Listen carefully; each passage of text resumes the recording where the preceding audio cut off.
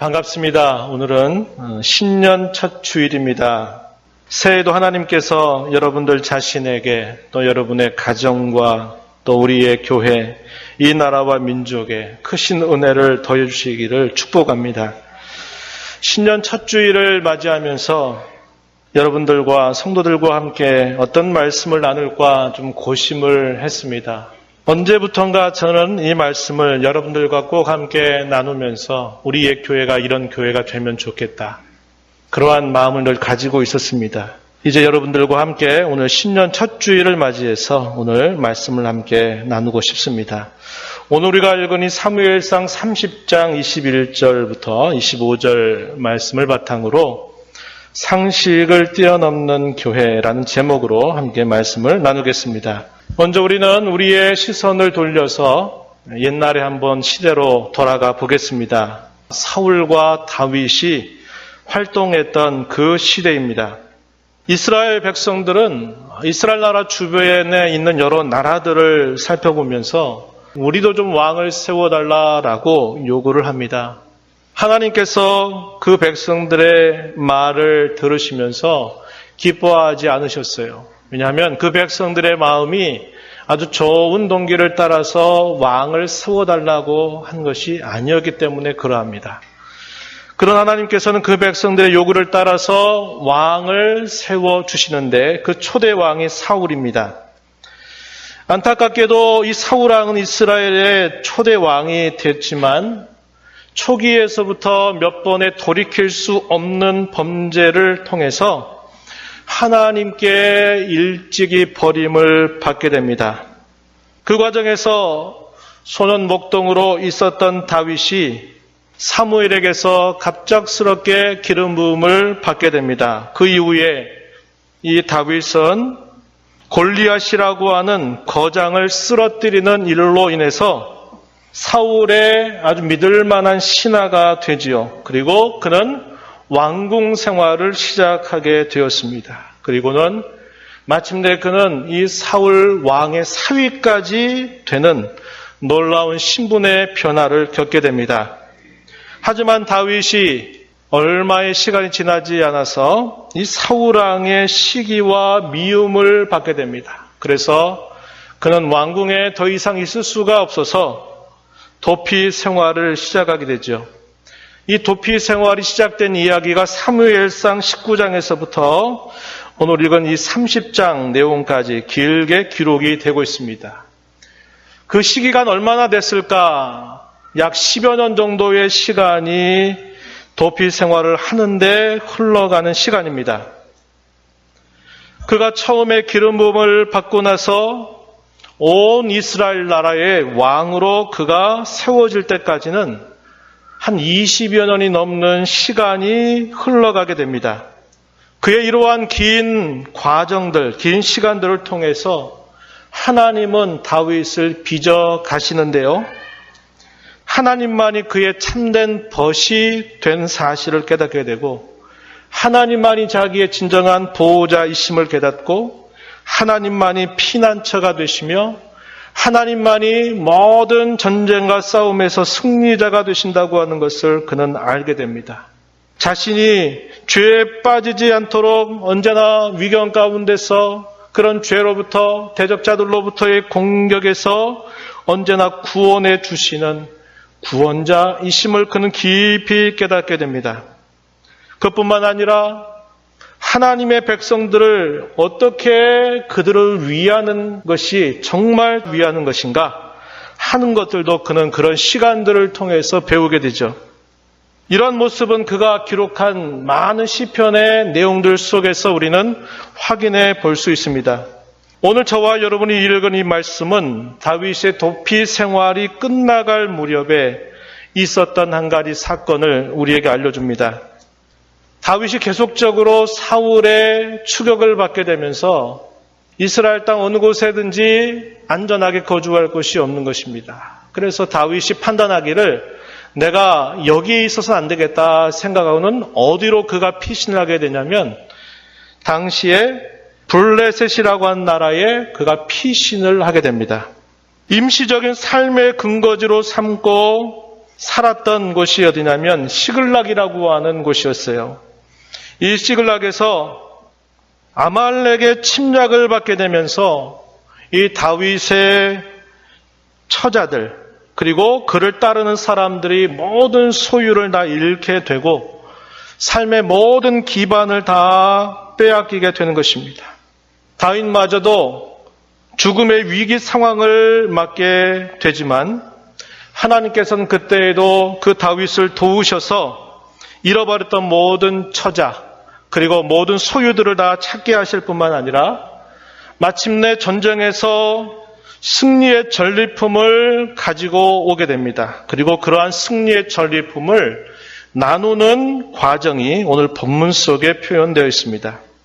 저와적으로 이 말씀 속에서 주목하고자 하는 것은 그가 세웠던 덕스러운 율례와 규례가 무엇이었는가 하는 것이고 그것이 오늘 저와 여러분에게 어떠한 영적인 교훈을 주는가 하는 것을 주목하고자 하는 것입니다.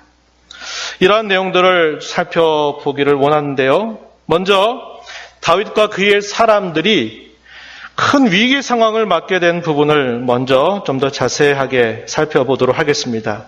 다윗은 대적나라로 도피하게 되는데 그 대적나라로 도피하는 것과 함께 큰 위기를 만나게 돼요. 사무엘상 27장 1절 말씀에 보면은 이렇게 말합니다. 내가 후일에는 사울의 손에 붙잡히리니 블레셋 사람들의 땅으로 피하여 들어가는 것이 좋으리로다. 내가 그의 손에서 벗어나리라. 이것을 두고 우리는 현명한 판단이나 결정이라고 말할 수 없습니다.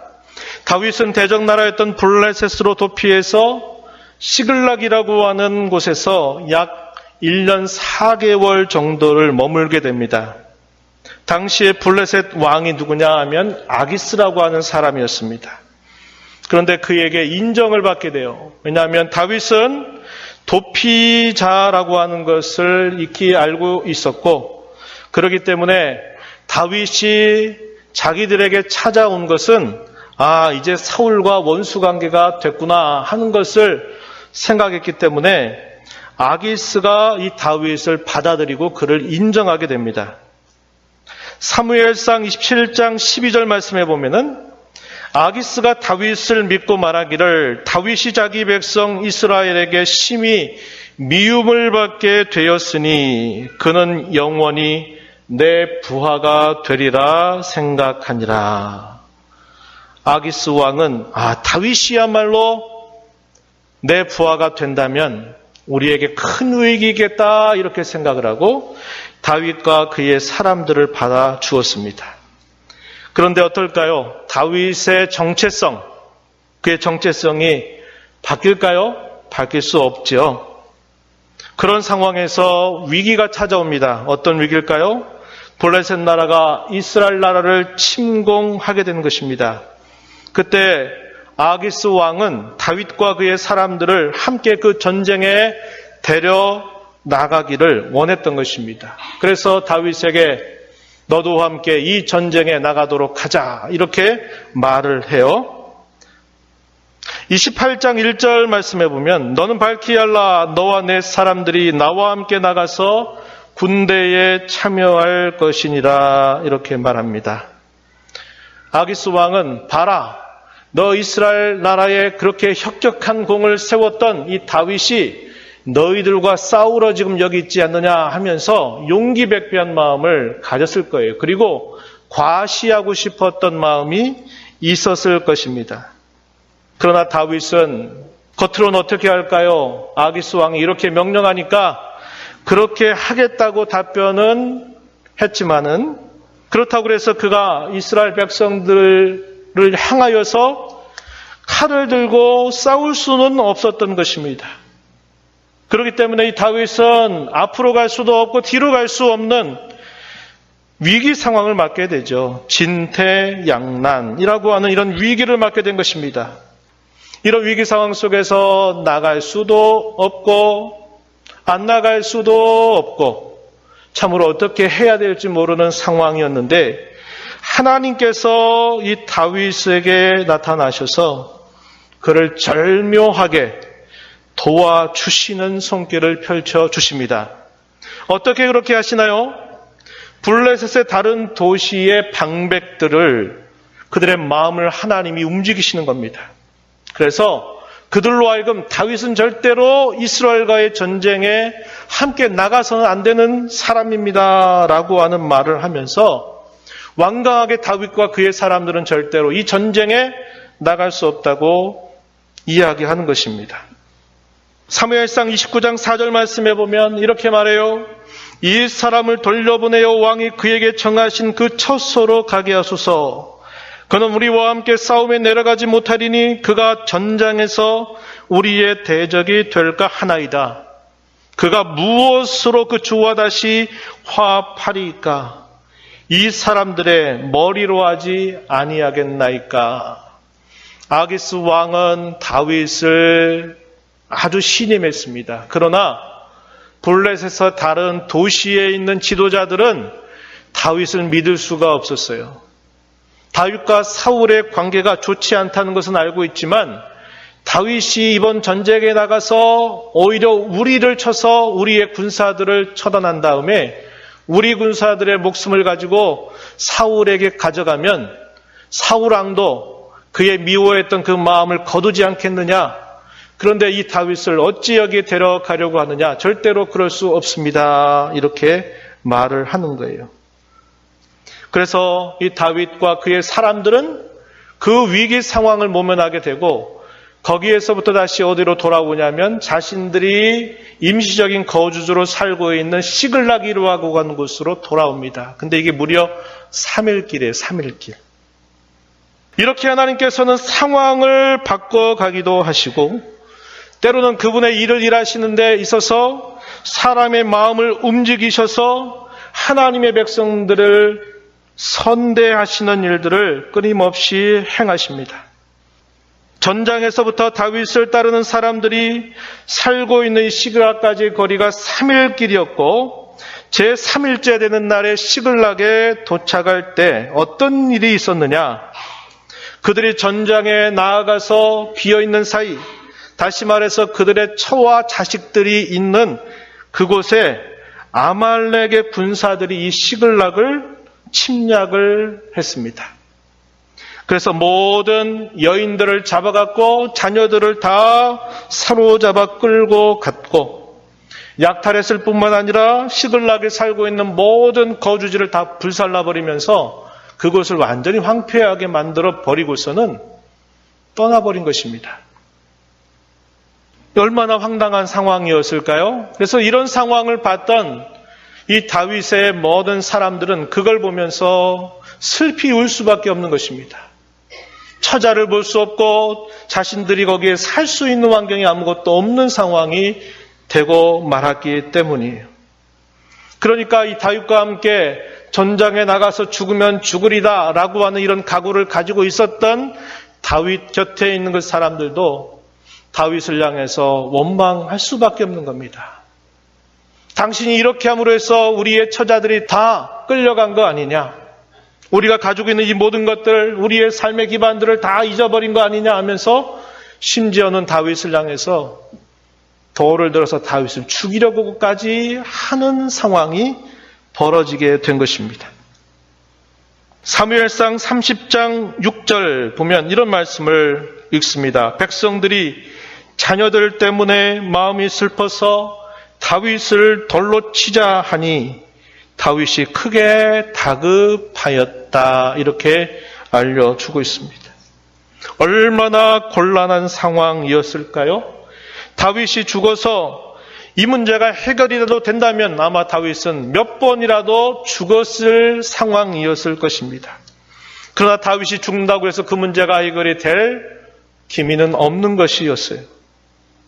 그러한 위기 상황들 속에서 하나님께서는 또다시 다윗을 향해서 그분의 변화없는 은혜를 베풀어 주시게 됩니다.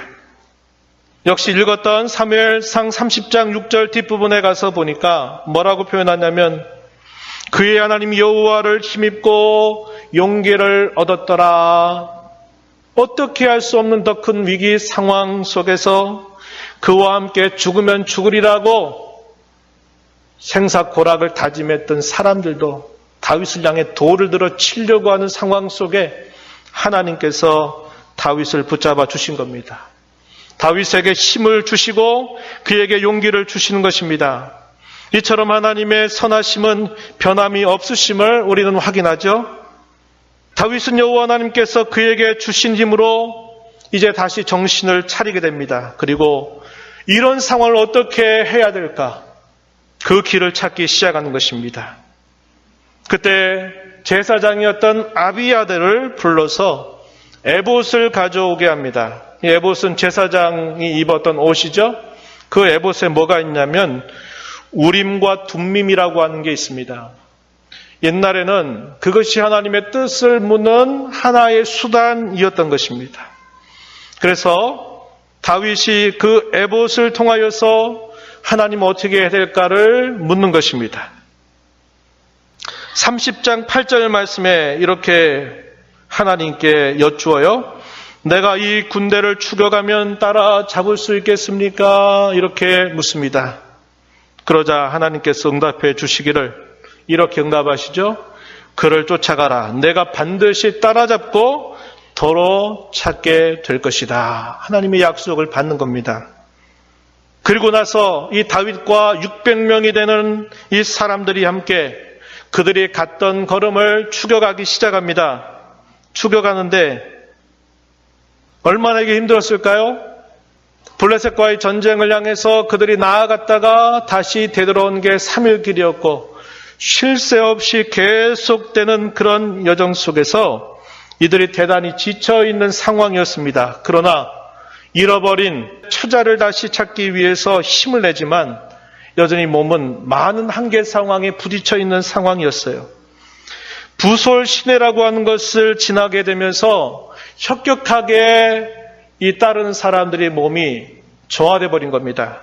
그래가지고 더 이상 따라갔다가는 이게 따라가지도 못하고 오히려 추격하는 속도가 몇 배가 더 빨라야 될 텐데 그렇게 하지 못하니까 다윗이 어떻게 하냐면 너무 힘들어 보이는 200명을 그 부솔 시내가에 남겨두고 400명과 함께 계속적으로 아말렉의 군사들이 가는 그 걸음을 추격해 가기 시작합니다. 그때 하나님께서 어떻게 하시냐면 한 병사를 만나게 하셔서 그들의 가는 걸음이 어떠한 것인가를 하나님이 구체적으로 보여주시기 시작한 겁니다. 다윗은 오랜 전쟁, 오랜 자기의 경험을 통해서 확인했던 사실은 무엇이냐면 전쟁에 있어서 승패가 사람의 많고 적음에 달려있지 않다고 하는 것을 그는 많이 경험하고 체험을 했던 사람입니다.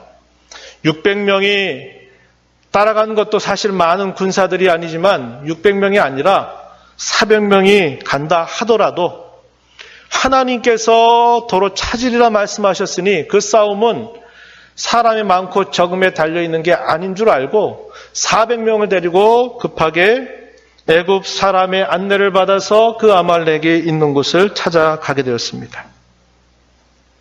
그리고 그곳을 덮치기 시작했죠. 그래서 무려 이틀 동안의 피비린내 나는 전쟁을 하게 됐는데 그 전쟁 속에서 큰 승리를 하게 해주셨습니다. 그래서 이런 것들이 아무 것이 없도록 하나님께서 다 도로 찾게 해주셨어요.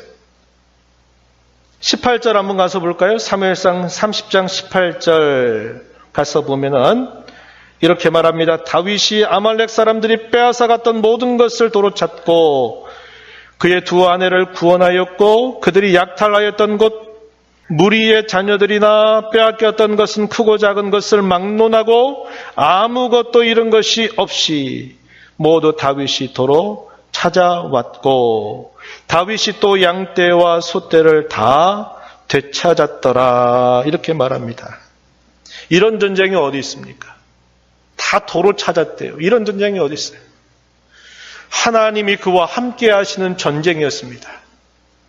400명, 얼마 되지 않는 그 숫자를 가지고 전쟁을 하는데 잃은 것이 없다는 거예요. 다 도로 찾았을 뿐만 아니라 그들이 다른 곳을 약탈해서 빼앗았던 그 모든 것들을 다 빼앗기까지 했다라고 가르쳐 주고 있는 겁니다. 승리의 전리품을 많은 것들을 얻어서 그들이 기쁨 가운데 다시 돌아오게 된 것이죠. 위기를 만나지 않았더라면 받을 수 없고 깨달을 수 없는 더 큰 하나님의 은혜를 받게 된 것입니다.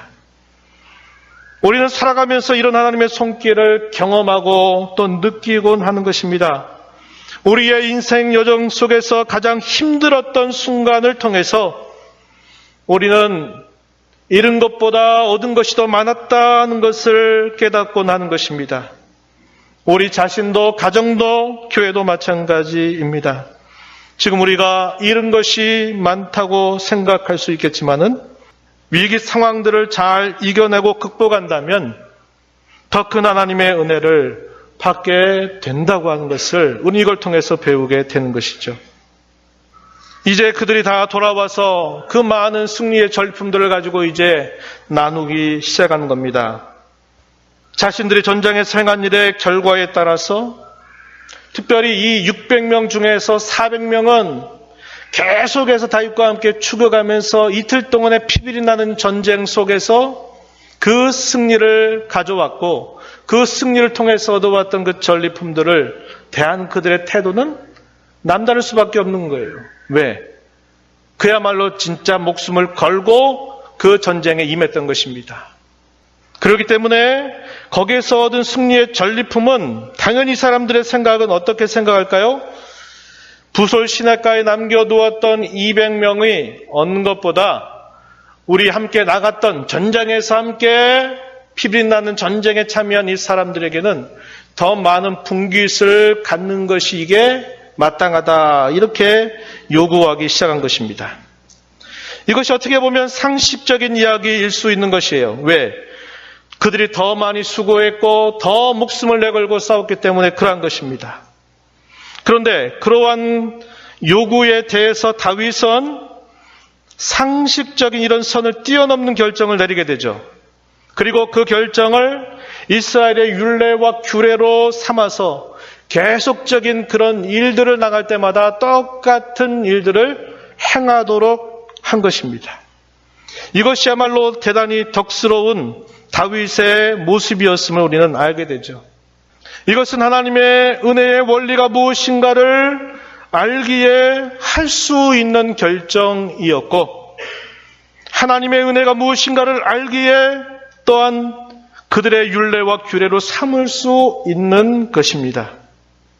사무엘상 30장 23절 24절 말씀 우리가 읽었던 본문 가운데 이런 말씀을 읽습니다. 다윗이 이르되 나의 형제들아 여호와께서 우리를 보호하시고 우리를 치러 온 그 군대를 우리 손에 넘기셨은즉 그가 우리에게 주신 것을 너희가 이같이 못하리라. 이 일에 누가 너희에게 듣겠느냐? 전장에 내려갔던 자의 분깃이나 소유물 곁에 머물렀던 자의 분깃이 동일할지니 같이 분배할 것이니라. 다윗이 그의 사람들에게 이렇게 말한 것입니다. 어떤 근거로 이렇게 얘기했나요? 우리에게 더 많은 걸 요구할 수 있었던 사람들은 뭘 근거로 한 겁니까? 우리는 더 목숨 걸고 목숨 내걸고 싸워서 맞바꾼 것이니까 우리가 더 그것을 많이 얻는 게 당연하다 이렇게 요구를 했던 것입니다. 다윗은 대답하기를 어떻게 대답합니까?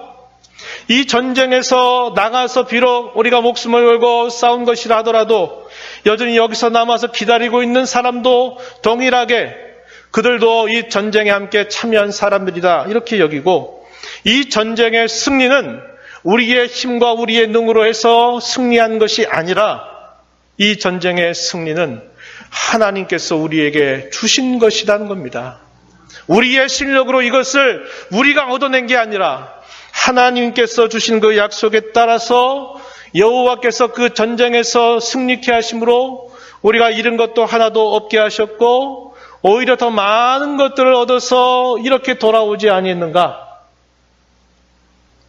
여호와께서 우리를 보호하시고 우리를 치러 온 그 군대를 우리 손에 넘기셨다 이렇게 다윗이 말하면서 동일하게 분배하셨다 한다. 이렇게 결정을 내린 것입니다. 그것을 뭐로 삼았다고 그래요? 25절에 보니까 그날부터 다윗이 이것으로 이스라엘의 율례와 규례를 삼았더니 오늘까지 이르니라. 이렇게 표현해 주고 있습니다. 이러한 자세는 신약 성경에 오게 되면 성도들이 하나님 앞에 드리는 헌금의 원리에 이것이 잘 적용되는 것을 우리는 살펴볼 수 있어요.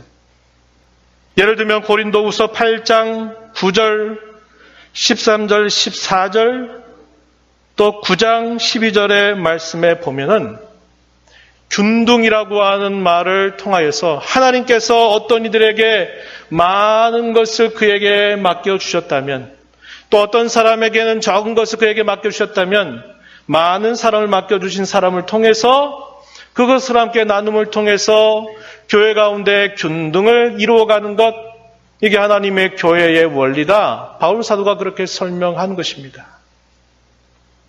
다윗은 이렇게 세웠던 율례와 규례를 계속적으로 발전시키면서 그가 마침내 온 이스라엘을 다스리게 될 때 그가 어떻게 그 나라를 다스리는가? 사무엘하 8장 15절 말씀해 보면요, 이렇게 말합니다. 다윗이 온 이스라엘을 다스려 다윗이 모든 백성에게 공의와 정의를 행할세. 이렇게 표현되어 있습니다. 그 나라의 원리, 그 나라의 다스림의 원리, 하나님을 섬기는 백성들이 이루어야 될 그 나라의 모습을 다윗이 이렇게 세웠다라는 겁니다. 그래서 그 나라가 시간이 흘러갈수록 하나님은 그 나라를 강성하게 하셨던 것입니다. 후대의 이사야 선지자는 이렇게 다윗이 다스렸던 이 왕조를 두고 뭐라고 말하느냐, 이렇게 말합니다. 이사야서 1장 21절 말씀해 보면 신실하던 성읍, 정의가 충만하고 공의가 그 가운데 거하였던 곳이라고 이야기하고 있습니다. 이사야서 1장 21절 말씀에 신실하던 성읍이 어찌하여 창기가 되었는고, 정의가 거기에 충만하였고 공의가 그 가운데 거하였더니 이제는 살인자들 뿐이로다. 다윗이 다스리고 약 300여 년 정도의 시간이 흘러간 이후에 이사야 선지자는 다윗 왕조 때의 그 아름다운 그 모습을 회상하면서 신실했던 성읍이고 정의가 충만하고 공의가 고하였던 이 성읍이 어찌 창기와 같이 되었단 말인가? 어찌 이 도시가, 이곳이 살인자들이 가득한 도시가 되고 말았단 말인가 탄식하면서 이 이야기를 해주고 있는 것입니다. 뿐만 아니라 이사야서 5장의 초대에 가서 보면 이스라엘 나라를 포도원에 비유하고 하나님의 백성 이스라엘을 포도나무에 비유하면서 이사야 선지자는 이렇게 말했습니다. 정의를 바라셨더니 도리어 포악이요, 그들에게 공의를 바라셨더니 도리어 부르짖음이었도다. 탄식하면서 당시에 부패하고 타락한 이스라엘을 향해서 이렇게 책망하는 말씀을 하고 있는 것입니다. 이것은 하나님의 백성들 가운데 있어서는 안 될 모습이었습니다. 하나님께서 구속하신 백성에게 바라고 기대하시는 열매가 무엇입니까? 그것이 바로 정의와 공의가 충만한 사회를 세우는 데 있다라는 것을 알려주고 있는 것입니다. 우리는 이 말씀을 생각하면서 오늘 우리의 교회를 생각하게 되는 것입니다. 오늘날 교회는 세상 사람들로부터 천박하다, 정말 무례하다, 자기 고집에 사로잡혀 있다, 세상의 일에 대해서는 다 외면한다, 이렇게 말하고 있는 것입니다. 더 이상 세상을 향해서 선한 영향력을 끼치지 못하는 오늘 우리의 교회의 모습을 우리는 보게 되는 것입니다. 오늘날 우리의 교회의 모습을 몇 가지로 저는 적용해 보고자 하는 것이죠. 첫 번째는 상식이 통하지 않는 교회의 모습입니다. 진리를 위한다고 하면서 세상의 상식을 무시하는 경우들이 참 많습니다. 이것이 신앙이라고 하는 이름 아래, 종교라고 하는 이름 아래 이러한 일들이 대단히 행해지기가 쉽다는 것입니다. 상식이 통해야만 된다 이 말입니다. 오늘날 왜 교회가 이 세상으로부터 따돌림을 당하느냐? 교회가 가지고 있는 본질 때문에 그러한 게 아니에요. 많은 사람들은 이걸 착각합니다. 교회는 원래 세상 사람들 따돌림 받는 게 맞아. 물론 맞는 면이 있어요. 교회의 본질을 가지고 욕하는 게 아닙니다. 교회가 누가 봐도 보편 상식이 통하고 그 상식이 함께 이야기될 수 있는 그런 면들이 있어야 되는데 그러지 못한 것 때문에 욕을 얻어먹는 것입니다. 또 하나 우리가 생각해 보는 것은 상식이 통하는 교회를 생각해 볼 수 있어요. 교회의 보편적인 상식이 통할 수 있는 것만으로도 교회는 많은 변화를 가져올 것입니다. 교회의 상식이 세상의 상식과 만나는 부분이 있는 거죠. 물론 영적인 나라이기 때문에 어떤 경우는 만나지 않는 부분들도 있어요. 예를 들면 무엇입니까? 구원이 다 모든 종교로부터 다 얻어진다? 예수 외에 다른 구원의 길이 있다? 다원주의 사회 속에서 다원주의 복음을 말하고 종교다원을 말하는 것? 이것은 절대로 성경이 용인하는 부분이 아닌 것입니다. 교회는 교회를 다스리는 영적인 치리의 원리가 있고 세상은 세상을 다스리는 그런 이치가 있고 그런 통치의 원리가 있는 것입니다. 다른 면이 있어요. 그러나 기타 다른 부분에 관해서 교회가 상식들이 통하는 그런 자세를 우리가 만들어야 된다고 하는 것이죠. 교회는 하나의 교회가 완전한 교회가 아닙니다. 교회는 공교회입니다. 우리가 사도신경을 고백하는 교회는 우리는 믿습니다. 무엇을요? 보편적 교회, 공교회를 믿는다. 우주적인 교회를 믿는다. 이렇게 고백합니다. 우리의 교회는 전체가 하나를 이루고 있는 것입니다. 오늘날 교회는 이런 공교회라고 하는 사실들을 다 잊어버렸어요.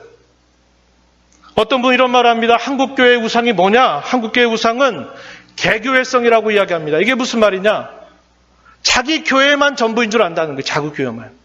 자기 교회만 전부인 줄 알고 자기 교회만 잘 되면 된다고 생각하고 주변에 있는 어떤 교회든지 다 그건 뭐 상관없다 이렇게 생각하는 거예요. 주님이 보시는 교회는 그것이 아닙니다. 교회는 공교회적인 것입니다. 모든 교회가 성경에 따라서 원칙과 질서가 있어야 되고 또 그것을 존중하게 여기고 그것을 따르는 그런 보편적인 그런 법과 원칙과 질서를 가지고 있다는 것입니다. 공명정대함이 이 땅에 교회들이 회복되는 것만으로도 이 사회는 큰 변화를 가져오게 될 것입니다. 그러나 그것도 여전히 성경이 우리에게 가르치는 교회의 이상적인 모습은 아닌 것입니다. 그것은 기본선입니다. 기본선. 기본이에요. 기본. 그럼 어떤 교회가 하나님 기뻐하시는 이상적인 교회 모습일까? 상식을 뛰어넘는 교회가 되어야 된다는 겁니다. 하나님의 은혜가 왕노릇하는 교회라고 볼 수도 있겠고 오늘 다윗이 내렸던 결정과 같이 덕을 세우는 그런 교회의 모습을 이상적인 교회의 모습으로 우리는 확인할 수 있습니다. 교회가 세상에 선한 영향력을 끼쳐서 하늘 아버지께 영광을 돌리려고 한다면 교회는 상식을 뛰어넘어야 합니다. 상식을 뛰어넘는다는 말을 상식을 무시한다, 상식을 외면한다, 그게 아닙니다. 상식적인 선이 이 정도다. 그러나 그 상식조차도 뛰어넘을 수 있는 그런 교회여야 된다는 것입니다. 로마서 5장 21절에 보면 은혜가 왕노릇한다라는 말을 우리는 확인할 수 있는데요. 은혜가 왕노릇하면 어떤 일이 일어날까요? 분명한 것은 이것입니다. 서로 먼저 왕노릇하지 않게 된다는 거예요. 서로 먼저 종노릇하게 된다는 겁니다. 은혜가 왕노릇하면 그런 변화가 따라온다는 거예요. 하나님께서 베푸신 기쁘신 은혜를 알기 때문에 자기의 의와 행위를 나타내고 자기의 소리를 높이는 것이 아니라 서로를 자신보다 더 낮게, 더 좋게 여기는 겸손한 태도, 더 낮아서서 섬기려고 하는 태도, 오직 말씀의 가르침과 성령의 인도하심을 따르려고 하는 태도, 이런 자세야말로 상식을 뛰어넘는 교회를 이루게 해줄 것입니다. 하나님께서 저와 여러분에게 주신 참된 자유는 방종이 결코 아닙니다. 참된 자유를 어떻게 쓰라고 말하는가? 갈라디아서 5장 13절에 보니까 이렇게 말합니다. 형제들아, 너희가 자유를 위하여 부르심을 입었으나 그러나 그 자유로 육체의 기회를 삼지 말아라. 오직 사랑으로 서로 총노릇하라. 온 율법은 내 이웃 사랑하기를 내 자신같이 하라 하신 한 말씀에서 이루어졌나니 만일 서로 물고 먹으면 피차 멸망할까 조심하라. 이렇게 권고하고 있습니다. 고린도전서 10장 23절 24절에서는 이렇게 말합니다. 모든 것이 가하나 모든 것이 유익한 것이 아니요 모든 것이 가하나 모든 것이 덕을 세우는 것이 아니니 누구든지 자기의 유익을 구하지 말고 남의 유익을 구하라. 저와 여러분이 받은 이 자유를 활용하는 것은 절대로 방종이 돼서 안 되고 내가 자유한데 내 자유를 내가 만끽한다는데 누가 뭐라 그래? 이게 아니라는 겁니다. 가하다고 그래서 그게 허락된다고 그래서 그게 유익을 주는 것은 아니고 그렇다고 해서 그것이 덕을 세우는 것도 아니다. 그리스도인의 자유는 다른 사람의 유익을 세우는 데 있고 덕을 세우는 데 있다. 이런 목적을 위해서 사용해야 된다. 이렇게 가르쳐 주고 있는 것입니다. 말씀을 읽겠습니다. 교회는 세상에 가장 좋은 것을 줄 수 있는 내용을 가지고 있습니다. 저와 여러분 그런 내용을 가지고 있어요. 또 우리는 그런 책임을 가지고 있습니다. 세상 가운데 빛으로 소금으로 서 있어야 합니다. 그러기 위해서 교회는 상식을 무시해서 안 됩니다. 상식이 통할 수 있어야 됩니다. 더 나아가서 하나님의 기쁘신 은혜를 알기 때문에 그 상식조차도 뛰어넘을 수 있어야 한다는 것입니다. 저와 여러분, 우리의 교회가, 더 나아가서 이 땅의 교회가 이러한 모습이 회복되기를 진심으로 기대합니다. 그러한 아름다운 모습을 함께 이루어가는 복된 한 해가 되기를 축복합니다.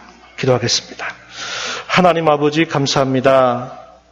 신년 첫 주일을 맞아서 또 오늘도 하나님 앞에 사랑하는 주의 자녀들이 모여서 함께 주의 말씀을 듣게 하시니 감사합니다. 하나님의 은혜를 알아가면 알아갈수록 그 은혜에 근거하여서 저희가 저희 자신을 위한 것보다 다른 사람의 유익을 구하고 이웃을 사랑하고 이웃에게 덕을 끼치고 주의 몸된 교회의 덕을 세워가는 그런 일들 우리가 마땅히 해야 할 일임을 가르쳐 주셨사오니 이 한 해 동안 이 말씀 저희 마음에 간직하고 상식이 통할 뿐만 아니라 이 상식을 뛰어넘어갈 수 있는 복된 교회 이루게 하여 주옵소서. 귀하신 예수님 이름으로 기도하옵나이다. 아멘.